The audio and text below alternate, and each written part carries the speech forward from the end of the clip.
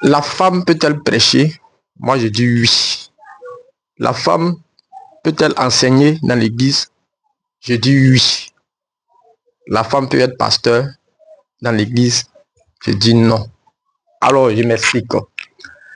Matthieu 14, le verset 23. Jésus parcourait toute la Galilée, enseignant dans les synagogues, prêchant la bonne nouvelle du royaume. Voici deux verbes qui sont mis en exergue. Jésus parcourait la Galilée. Donc, il est en train de se promener dans la ville. Mais pendant qu'il se promenait, quand il arrive dans une synagogue, les synagogues, c'est ce qu'on appelle aujourd'hui les temples, les églises. Donc, quand il arrive dans une église, si je peux m'exprimer ainsi, quand il arrive dans une église, il rentre là-bas et puis s'en va enseigner. Mais qui on trouve dans les églises? C'est des personnes déjà converties. C'est des âmes déjà converties, déjà chrétiennes. Il rentre, il s'assoit, il les enseigne. Mais quand il sort de l'église et puis il est dans le monde, parmi les païens, qu'est-ce qu'il fait? Il prêche la bonne nouvelle. Pour dire quoi? J'attire ton attention sur ces deux verbes. Le verbe enseigner et puis le verbe prêcher. Enseigner, c'est de donner des rudiments de la parole de Dieu, des secrets de la parole de Dieu, des révélations de la parole de Dieu à des personnes pour les affermir, pour leur montrer le chemin à suivre dans leur marche chrétienne, dans leur foi. Et l'enseignant est automatiquement une autorité sur ces personnes. C'est pourquoi vous allez remarquer que les disciples ont appelé Jésus Rabbi. Jésus n'a jamais dit à ses disciples de l'appeler Rabbi. Mais les disciples ont décidé de l'appeler Rabbi. Pourquoi? Rabbi qui veut dire maître. Or, un maître, c'est quelqu'un qui a autorité sur ses élèves. Mais Jésus n'a jamais dit de l'appeler comme ça. Mais pourquoi on l'appelle comme ça? Parce qu'il enseigne des mystères. Il donne des révélations. Il montre le chemin de la vie. Il donnait des enseignements pour guider la vie de ces personnes. Donc, les disciples ont vu en ce dernier un maître, quelqu'un qui a une autorité. Il faut que tu comprennes que enseigner te rend automatiquement une autorité sur les personnes que tu enseignes.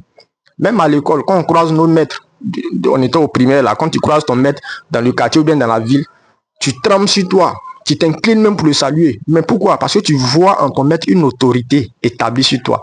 Donc je dis à quelqu'un que quand quelqu'un t'enseigne, cette personne est automatiquement établie sur toi comme une autorité. C'est pourquoi dans l'église, il est interdit à la femme de ne pas enseigner. Il est dit dans 1 Timothée 2, le verset 12. Je ne permets pas à la femme d'enseigner, ne dépendre de l'autorité sur l'homme. Donc quand la femme est en train d'enseigner, automatiquement elle est établie comme autorité. Maintenant, s'il y a des hommes parmi les personnes qu'elle enseigne, voyez même vous-même, elle sera une autorité établie sur ces personnes, ce qui n'est pas normal, ce qui est contraire à la parole de Dieu.